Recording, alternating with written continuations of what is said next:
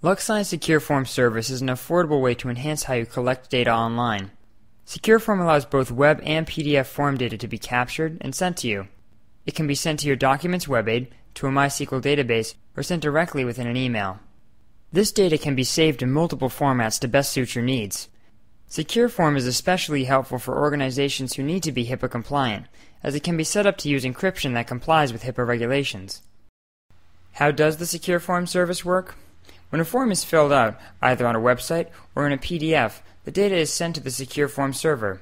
The data can be sent insecurely or with SSL encryption, which is HIPAA compliant. Once it reaches the SecureForm server, the data is sent in whichever way you have specified. You can have it sent to your Documents web aid or have it sent in an email to up to 10 recipients in formats such as plain text, CSV, PDF, HTML, and XML. You can also have it sent directly to a MySQL database, but you must have web hosting to do this. Though no encryption is necessary, the data can be saved with PGP encryption to your Documents web aid, and when sending in an email, you have the choice of TLS, PGP, or SMIME encryption. To set up a SecureForm, log into your account and go to Account Administration. Click on the SecureForm icon, and then Add New SecureForm. Insert the title for the form, and choose whether you want the form to be a web form or a PDF form. In this example, we will use a web form. Then decide where you want the data to be sent. You can have it sent as an attachment within an email, have it put directly into your Documents web aid, have the form data saved in a MySQL database, or any combination of the three.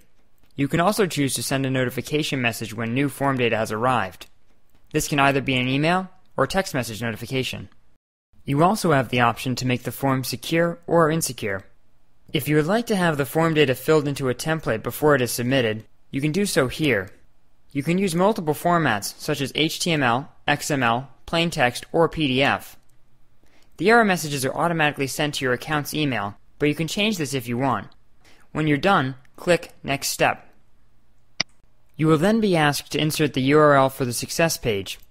This is the page that the user will be redirected to once they've successfully submitted the data. You can do the same for the failure redirect page, although it isn't necessary. You can also insert the URL of the web form if you want to enable referrer checking. To deal with malicious form bots that spam your web forms, LuxSci offers an optional spam blocking feature, which determines whether or not a real person is entering information into the form. You can enable LuxSci's spam bot blocker here, but it requires the use of JavaScript. If necessary, change the encoding to fit your needs, and then click Next Step.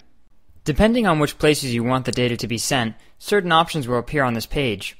If you checked off email, you have to specify the email options here, such as the sender's address and subject, and the formats in which the data will be sent. More format options will be available here if you have uploaded a template.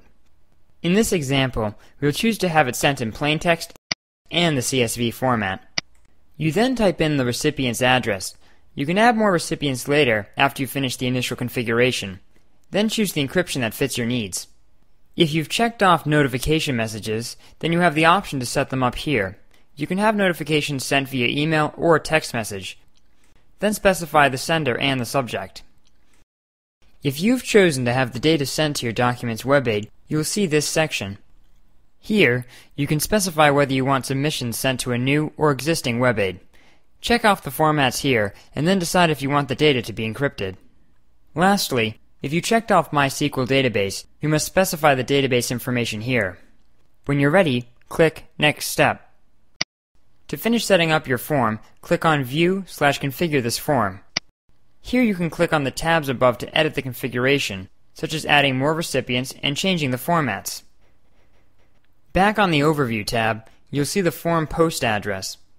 All you need to do is put this URL in the form tag within the HTML page for your form. For an example web form, click on the link on the left. You can see the HTML code for the example, as well as test it out with the use of this link. This is where you would place the post address in the form tag. The text here, as well as the onSubmit line in the form tag, is for the spam blocker. You won't need these if you have the spam blocker disabled, though. If you are using a PDF form instead, go through the same steps as before, except choose PDF form. Under Templates, it might be especially useful to upload the original PDF form so that the form data can be filled into it. On the next page, instead of inserting the success and failure redirect URLs, you'll see a spot to upload the success and failure PDFs. Again, the failure PDF is optional. The steps on this page are the same as in a web form, except that you can choose to send the data in the FDF and PDF format. You can have the data sent from the PDF form in a text-based format, such as CGI or FDF, and then have it filled into the original PDF template you supplied earlier. You can also have the PDF sent directly. Keep in mind that this method uses much more bandwidth. Follow the same steps for the rest of this page, and then click Next Step. Like before, click on View/Configure this form. You will find the form post address here, which you will set in your PDF creating software as the destination for the form data. After you have created your form, you will need to make it available to your clients. You can do this by having the web or PDF form available on your site, or by sending the PDF form in an email. Here are examples of both. You can make the forms as basic or as detailed as you would like. LuxSci even allows for attached files within the forms. Once the user has filled in the form and clicked the Submit button, they will be redirected to a web page. Or in the case of a PDF form, they will be sent another PDF. This will be either the success or failure page.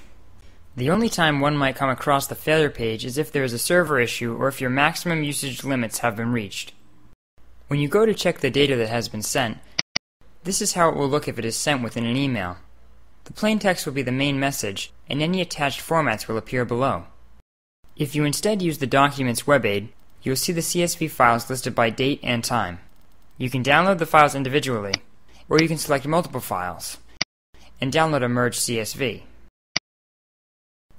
If you are interested in purchasing the SecureForm service, or would like more information, feel free to contact our sales department at 1-800-441-6612 or email us at sales@luxsci.com.